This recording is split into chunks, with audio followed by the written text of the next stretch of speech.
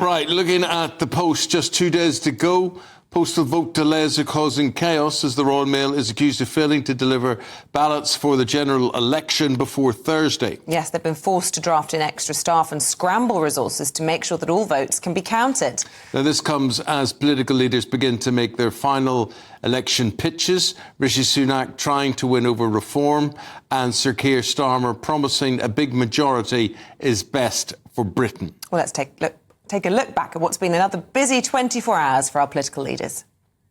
Whether you're a business that's struggled because of the damage that's been done to the economy, or whether you've served your country in uniform or in your community, then this campaign, this positive Labour campaign, is for you, and the fight for change is for you. We've had 2 debates head-to-head, and anyone who's watched them would have seen that Keir Starmer just simply can't answer the question. What would he do with illegal migrants that come to our country? He doesn't have a plan. Britain is broken. Britain needs reform.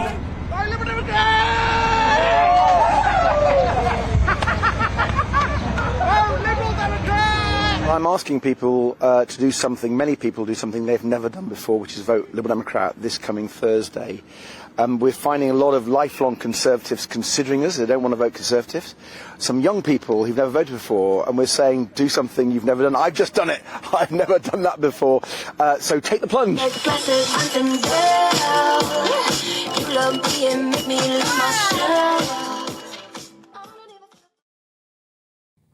There he goes. Tuts all the way through it every time. It's driving you crazy. I have to say, I understand what you're saying. Former Labour MP Sion Simon joins us in the studio now. Very good to see you. We were just talking about Ed Davey here and his way of getting his message across. I just think it's farcical. I think it's laughable. I think the joke's on him. Yeah, 100%. Like, what is he thinking of? What are the people that work for him thinking of? And not just the one-off. I mean, he's done a whole series of ridiculous stunts. Day after day after day. It's how stupid he can look.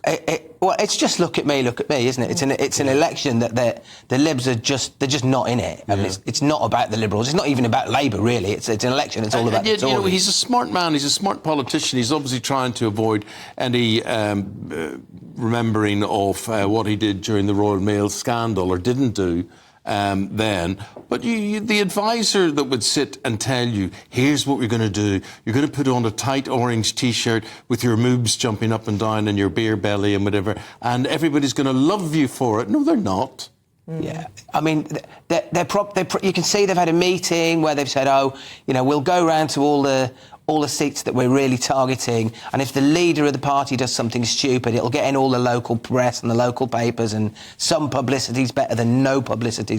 I mean, we are talking about it, to be fair, except not in a good way. Not in a good way, not in a good way. We'll talk about some other things, Sion, very, very shortly. We're going to Catherine Forster, who is on the Conservative battle bus today. Still going. Still dark where you are.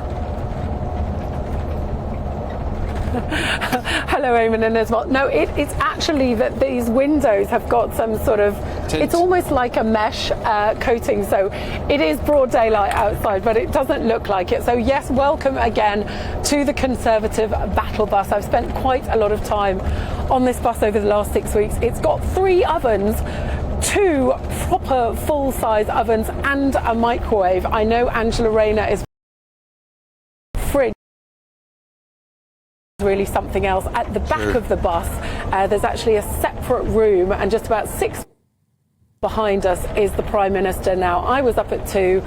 He was up, I think, about the same time. At 4:45, we were at a Ocado picking warehouse in Pack Amazon, not... Well, look, that's the situation with Catherine there. The signal, whether they're on trains or buses or whatever, is usually very, very difficult. But let's meanwhile talk to Sion here, Sion Simon, who's a former Labour MP. Do you not wish you were running again this time? No, I don't wish I was running again. Since I stepped down in 2010, and never for a minute have I thought I wish I was back in the House of Commons. I've done other political things since, and you can't help but see everything that's going on and wish to be a bit more involved in the whole big exciting project. But no, I never wish. It's a nailed-on win, though. I mean, It would seem so, but it's also a really weird situation. Like, we've never had a situation like this where it seemed so obvious to so many people for so long that Labour's bound to win comfortably. I mean, the polls haven't narrowed at all. That's never happened before. And there's still this huge pile of don't knows. So actually, you know, we've really... And all these big polls have been these MRP polls that are new things that are really unreliable, and they're very different from each other. So we don't really know what's going to happen, other than it would be pretty surprising if Labour didn't win. It was unfortunate that the line was going down with Catherine, because what she was showing us was, I think, really a Prime Minister who's throwing everything in the kitchen sink at this. He's somebody who's talked about how he needs 8 hours sleep a night. He's not getting that. He was up at 2, she was telling us. He's on that bus next to all the journalists who are babbling down the line to us in studios. I mean, he is really going for it. And yet you look at the front of the Telegraph this morning, and Starmer is being accused of being a potential part-time Prime Minister, clocking off at 6 o'clock, guaranteed nights with his children. Is that the kind of Prime Minister that we can expect to see in Starmer? I mean, I know he's big on his workers' rights as well, and perhaps reducing the working week and making sure people don't have emails and things in the evening. Bit of a stark contrast there, do you think? No, I think that's a bit of knockabout. I mean, it's probably the first time Rishi Sunak's ever been on a bus.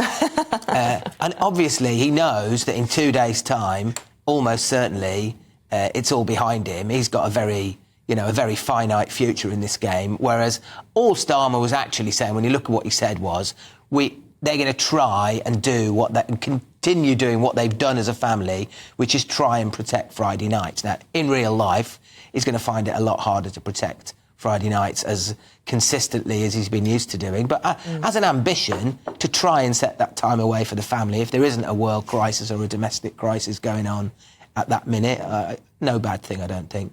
I think he'll have a work crisis and a domestic crisis for the next 5 years, just the way the state of play is, and if he wants to make any impression and put things right, that's the difficulty, isn't it?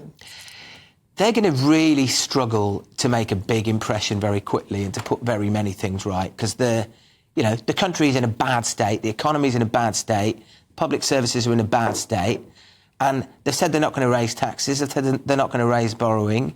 How do you fix those problems if you deny yourself the levers? It's going to be very difficult. What is the biggest problem he has to fix, do you think, from a Labour point of view? I think the big problem, particularly if there is this big majority, I think his big problem will be expectation. I think there'll be a sigh of national collective relief that we finally got rid of the Tories, and people will look to a Labour government elected, if it is with a big majority, and say, right, now, let's see you fix the problems. People will be expecting, their fuel bills to go down. Very difficult for Keir Starmer to make the fuel bills go down. They'll be expecting to start to feel better public services, to see the waiting lists come down. There's more chance that they can do things like bringing down waiting lists. But right across the economy and the public services, people will be looking for feeling that their lives are getting better, and that is going to be a slow and painful process. And you're going to start to see rebellions, aren't you? Gordon Brown already rallying a bit of a rebellion when it comes to child poverty, saying that the campaign's not doing nearly enough, speaking up about that, hardly mentioning it at all, and focusing instead on pensioners. And we know that fewer pensioners live in poverty than children, and that's vastly expected to increase over the tenure of a Labour government. I think there is a phenomenon where the bigger the majority gets, the less disciplined those Labour MPs feel that they have to be. But in general, Labour in government has actually been relatively able to get its business through if it's had a majority. As I say, I think the difficulty will be actually getting things done so that people feel a difference rather than pressure from their backbenchers. Sion Simon, got to leave it there. Sion is a former Labour MP. Thank you very much indeed.